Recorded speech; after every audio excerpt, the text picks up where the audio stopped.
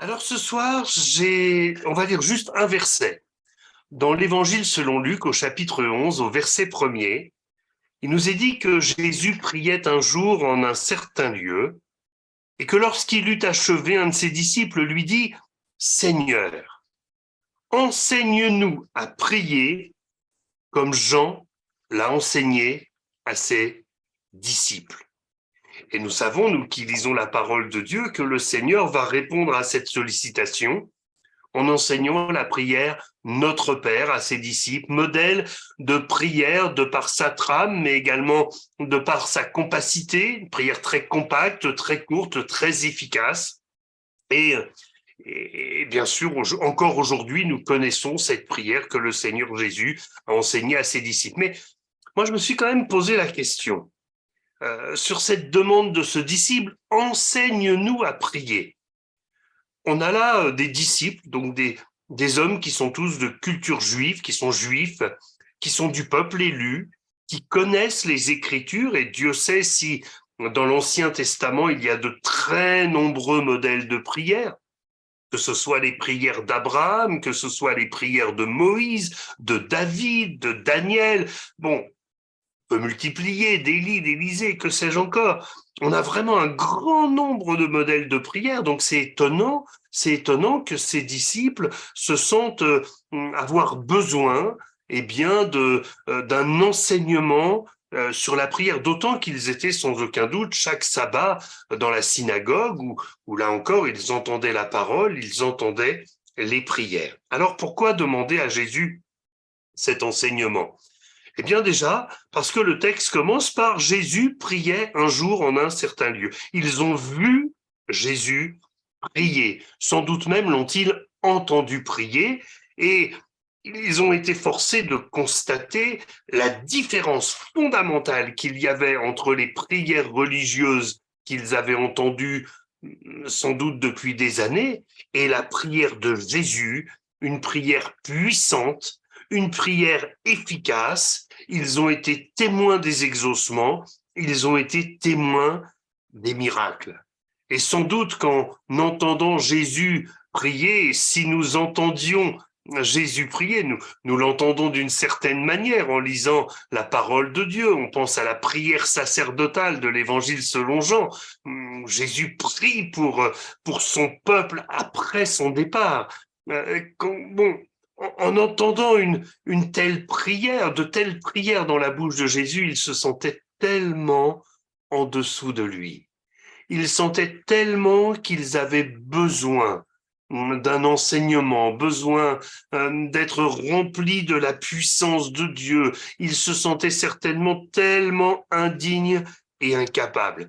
Nous nous souvenons de ces huissiers qui vont dire de Jésus, jamais homme n'a parlé comme cet homme. Et je crois que l'on peut dire aussi que jamais homme n'a prié comme Jésus.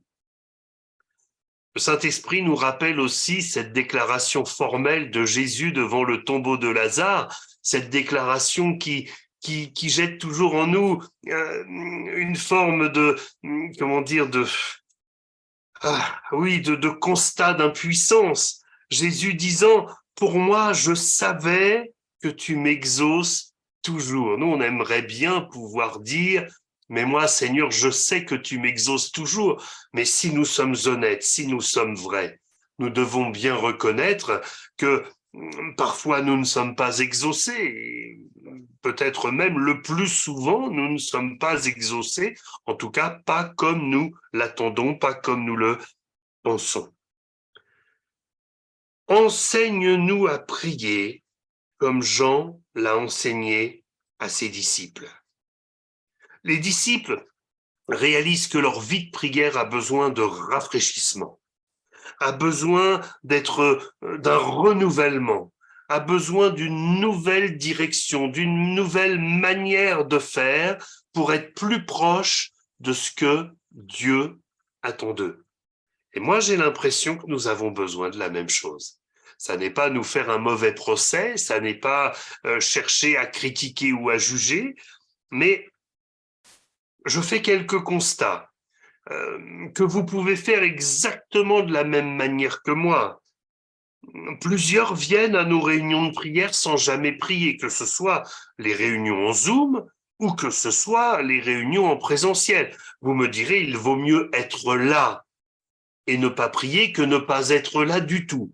En cela, je vous dirais que vous avez raison. Mais je dirais qu'il est encore meilleur de venir et de participer.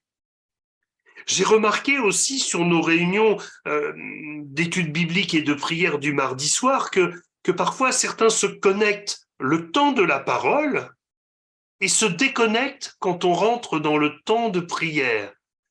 Je trouve ça tellement dommage de ne pas avoir envie de passer du temps avec ses frères et sœurs à prier les uns pour les autres.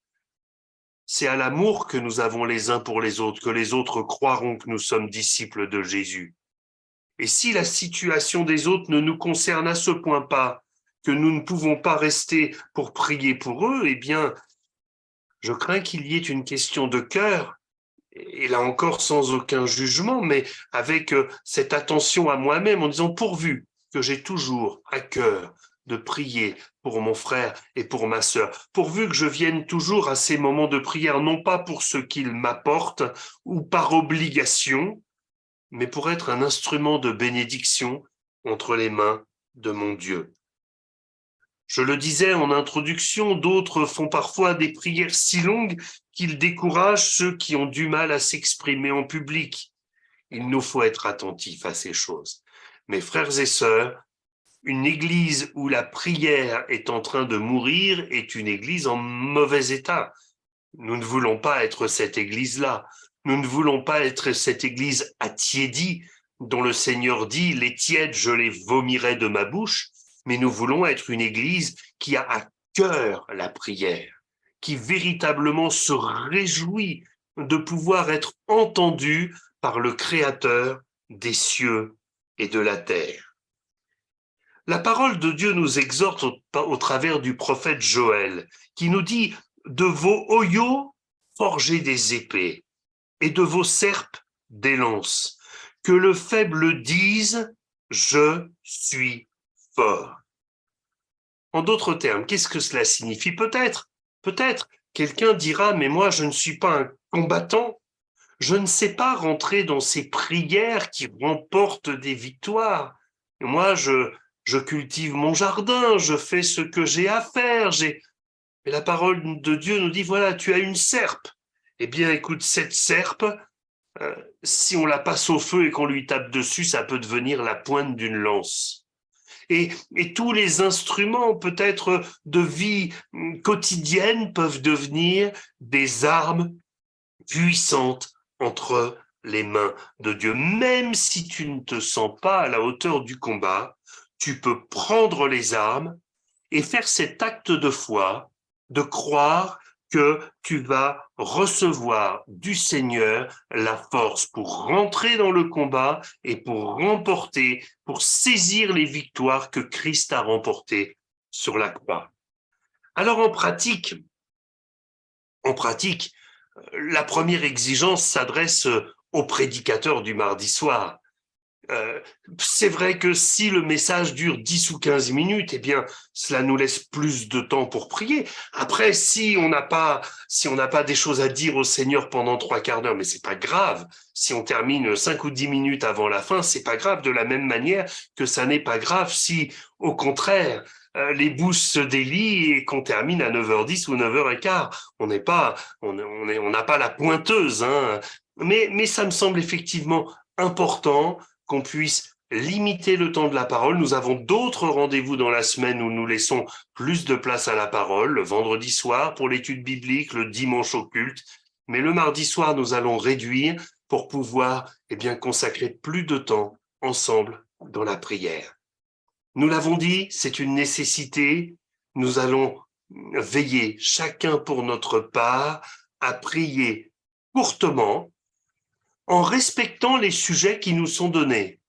Je vous donne un exemple. Si nous disons, nous allons prier, ça sera, Samuel tout à l'heure animera le temps de prière, mais si nous prions pour qu'il y ait des baptêmes dans le Saint-Esprit, mes frères et sœurs, nous allons être disciplinés, bien évidemment.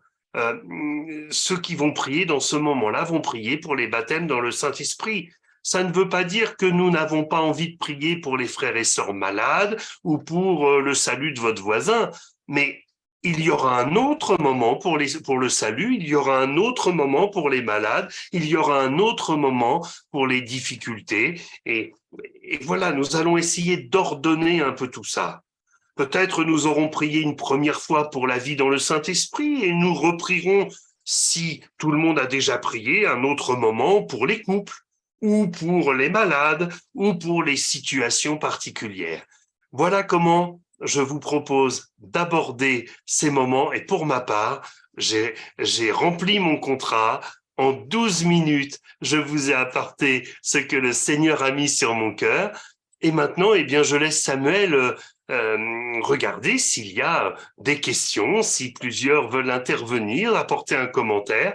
Et si ça n'était pas le cas, eh bien, nous commencerons notre temps de prière. On remercie le Seigneur ensemble, si vous voulez bien. Je laisse ensuite toute la place à Samuel. Seigneur notre Dieu, merci, parce que ta volonté que nous soyons des hommes et des femmes de prière, mais non pas par habitude, mais Seigneur, avec cette vivacité de prière que tu as enseignée à tes disciples. Merci de nous conduire dans ces moments afin que chacun se réjouisse d'y participer, que vraiment, Seigneur, ton nom en soit glorifié. Au nom de Jésus-Christ. Amen.